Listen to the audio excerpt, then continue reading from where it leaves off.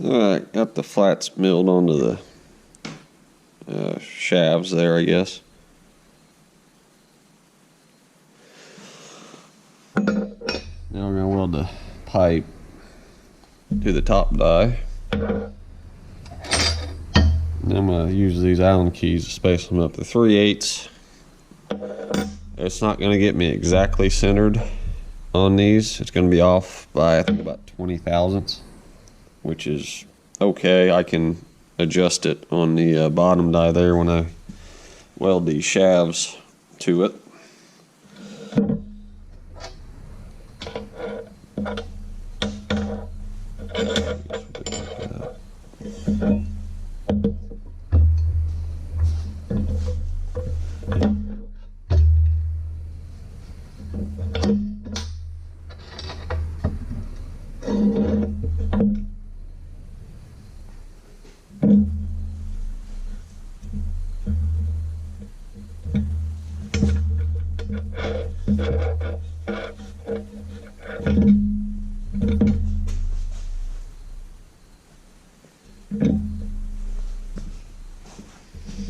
I'm not going to clamp it down, I'm just going to hold it and tack it.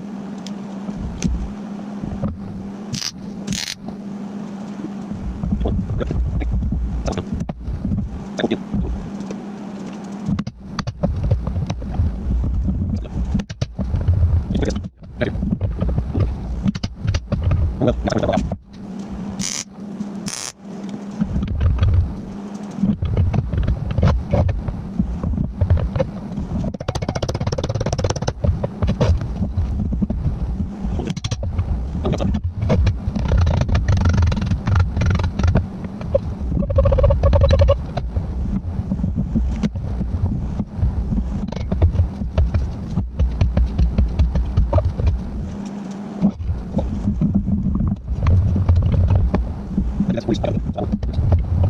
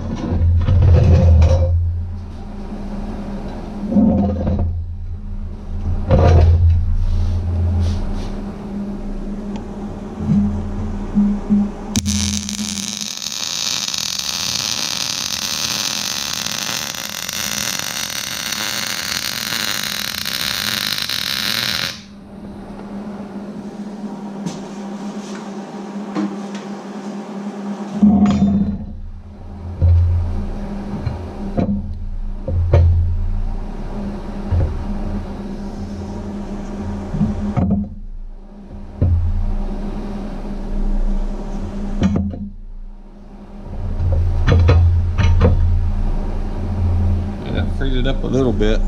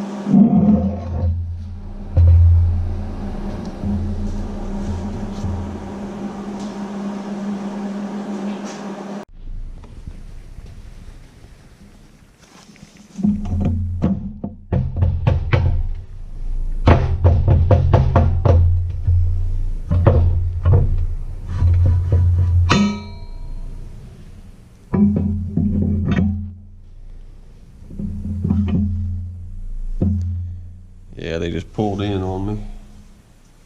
Inward.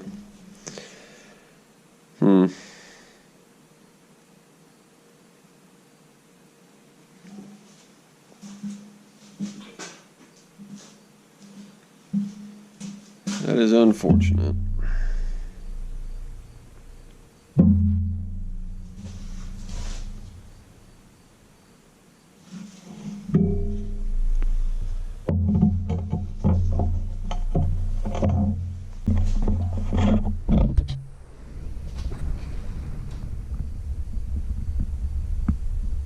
Can I get an idea of how much it pulled?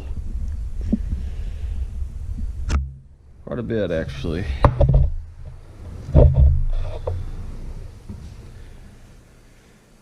Well,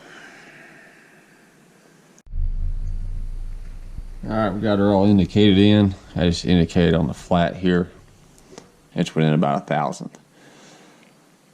Got this eyeballed to where it goes in there without touching right now. Now I did get the shafts on the bottom die to fit on the top. I mean, they went all the way flat and they would not bind. Just when you went down on them further, that they would start to bind.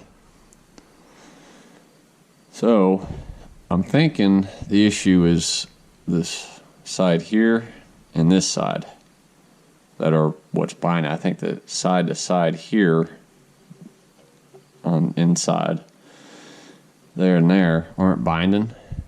So what I'm going to do, this cutter goes in there without hitting. So I'm going to remove some area back here and back here to see if that'll free it up on both sides. And if it don't, then I'll just have to put the boring head on and just mill the whole thing out, you know. And I don't need this to be super tight on the shafts. I just need it somewhat tight. You know, I mean, you could probably have a 60 thousandths worth of clearance in there. The main job is this is just to keep it from, you know, turning when it's bending something. So we'll give this a shot, see what happens.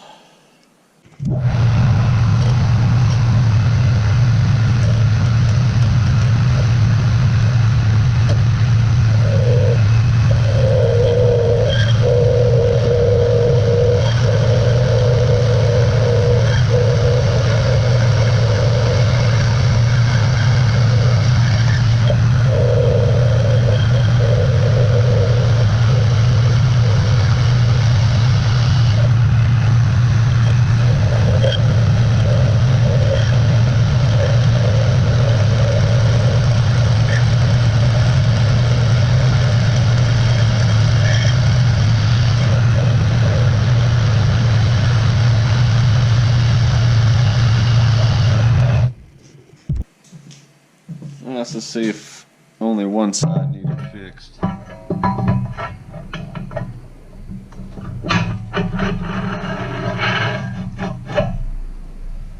Oops, they're a hair tight.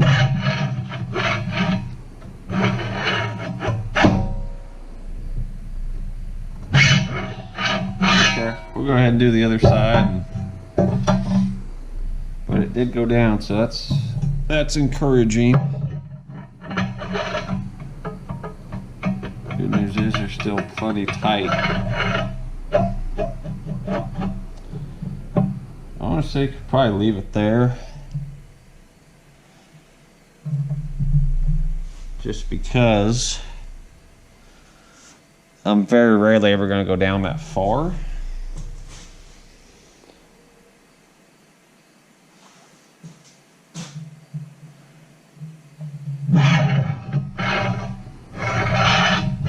But just that way I don't have to screw with it in the future. I'm going to go ahead and do that. Alright, moment of truth.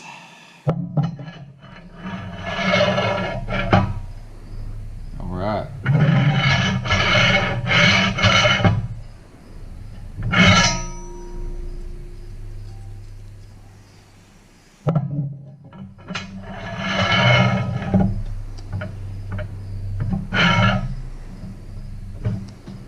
Twisting wise, there's minimal.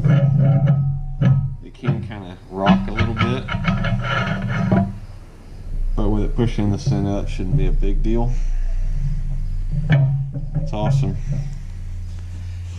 Looks like it's setting pretty well in the center.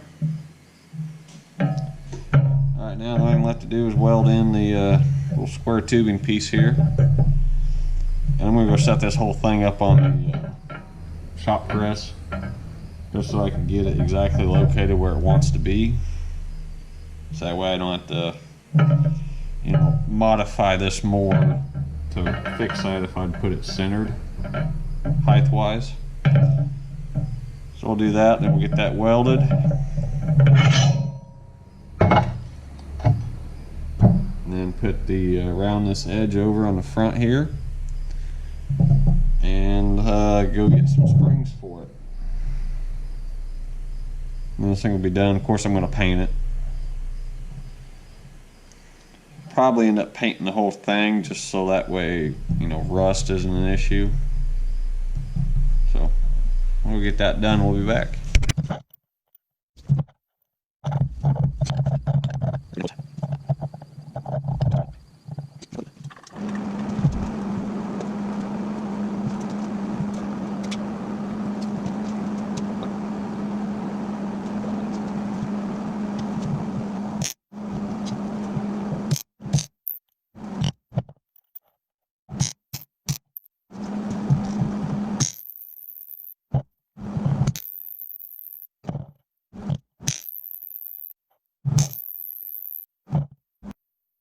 There we are. She is built.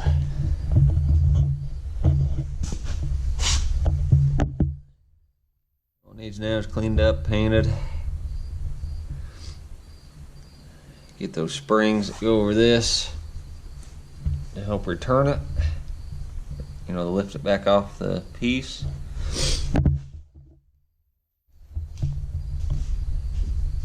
I'm not going to be drilling set bolt with that, just because I'd have to put a slot or a flat spot or a hole or something in the anvil up on the press. I got this little piece of aluminum here, tread plate, about 1/16. It's actually going to be, if I do it right, the cover for the electrical box, the switch on the Bridgeport. That's just taped at the moment, so we'll see if I can bend it right.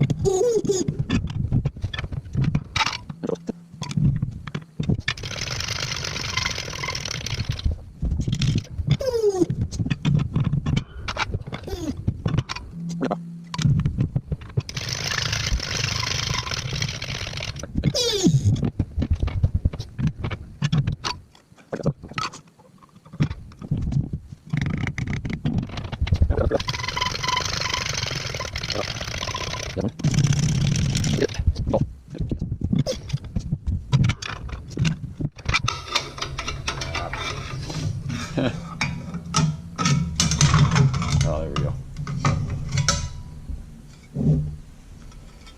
Well, it's there. Have to go over to the vise and get that straight, or 90. But there we go. It worked.